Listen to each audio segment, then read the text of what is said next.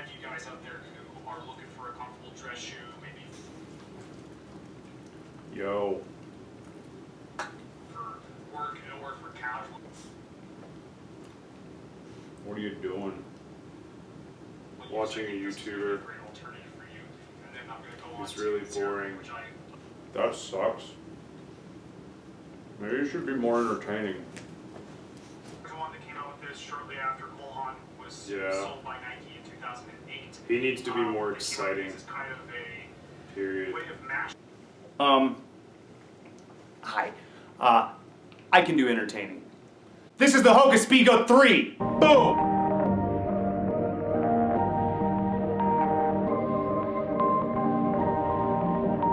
Perfect. Hoka ONE ONE. You know, the running shoe company with the bottom as fat as Kim K. They're no stranger to comfort. I know, I've run in them.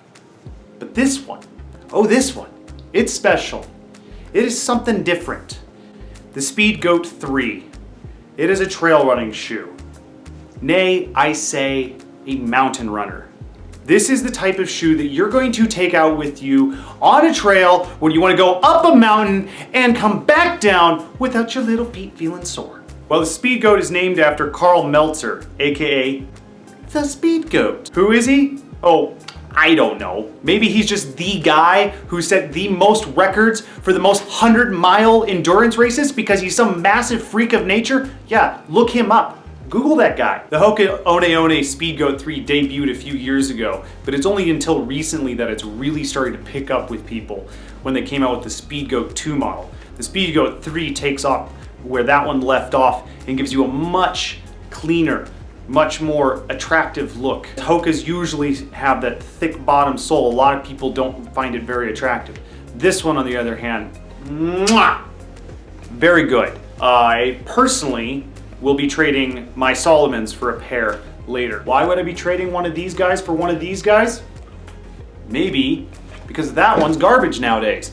This is the only shoe that's gonna work. If you're gonna go seriously on the trails, I mean legitimately, if you're seriously gonna go ham on some trails, you really do want the Hoka ONE ONE Speedgoat. First, let's talk about its cushioning, shall we? You got 32 millimeters of oversized EVA foam in the heel.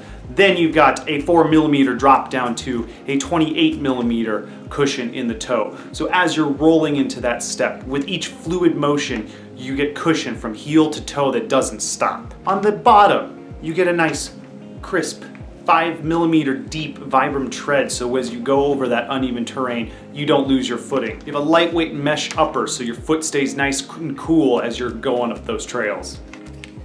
Oh, and for all you animal lovers out there, it's 100% vegan. Oh, and lightweight? Did I hear you say lightweight? It's 9.1 ounces for a women's size 7 and about 10.3 for a men's size 9. I'm not even kidding when I tell you that my Solomons, which look slimmer and lighter, are heavier than these Hokas. It's ridiculous. I don't understand how it's possible. How do they get so much cushion in such a small space? It's just like my dog. How does he get so much cute in such a small body? He's not entertained at all by this. But for real though, this is what I'm gonna tell you about this shoe. Honestly, if you have not gone to the store and you have not tried this shoe, you genuinely are missing out. I know what everybody's thinking. Oh, it has that thick sole. I look like I'm wearing special ed shoes. Stop it, grow up, this is comfortable. Put your joints at ease. Seriously, let's look at some physics here. For every amount of pressure that you're putting down on the ground, that ground is putting that pressure right back up at you. Your joints will thank you. For everybody who runs in minimalist shoes, I understand you like them. Still, try this. If you have plantar fasciitis, you work on your feet, or a contractor, do anything where you're on your feet all day. Not trying this shoe is only compromising your comfort. When we talk about how cushioned this shoe is, it's important to understand that the bottom of this thing, it is literally an amorphous blob. In my old format, boring format, version of the Gaviota review, I talked a little bit about the cushion, but I don't know if I drove the point home. You can literally run over any rock or any uneven terrain, and the bottom of these shoes is literally just going to eat it for lunch and ask for seconds. It's like the Predator, it doesn't die. I mean, seriously, the bottom of this shoe, it's like wearing marshmallows on your feet. Very fluffy, black and orange marshmallows on your feet. You know what else is like marshmallows? Clicking that like button. It's so soft and easy to do. My favorite thing about this shoe too is admittedly one of the stupidest things, but it's fair to mention that my favorite thing is the fact that the Speedgoat logo on the heel of the shoe is an S and a G. Look, if I can't give you a solid indication of just how good this shoe is, imagine your whole life you've only eaten at McDonald's and then somebody takes you to a 5-star dine-in restaurant and you have the most succulent meal. That's what this is like for your feet. You've been wearing McDonald's on your feet. Gross. You should probably try something different. Now I know, because I know how I am, several people are gonna go and they're gonna look at this in the store and they're gonna go, I don't wanna spend $140. I don't wanna spend $150 for the waterproof one. And you're gonna go and you're gonna look for a sale shoe and you're gonna buy a Solomon or an Adidas Terex, or maybe you go even further south down the list and you go with one of the budget Asics or New Balances for the trail. I encourage you, try the Hoka. If I've ever given a better rating, it's gonna be for this shoe. There is nothing about this shoe that I complain about, other than I can't wear it to work. Yay, guidelines and restrictions. So that's my review of the Speedgoat 3, probably one of the best trail running shoes out on the market right now. If you haven't looked into it, you're really missing out. Go find a local retailer that's got one, go try them out, and be amazed for yourself. If you have it in your budget, buy a pair. Take them outside, go run a hard trail, and just see how great your feet feel afterwards. I promise you, you will not be disappointed. If you go through any website like Amazon, Hoka's own website, Zappos, you'll find that a lot of people would agree this is one of the best trail running shoes they've ever had. And a lot of people will even use this as their daily wear shoe.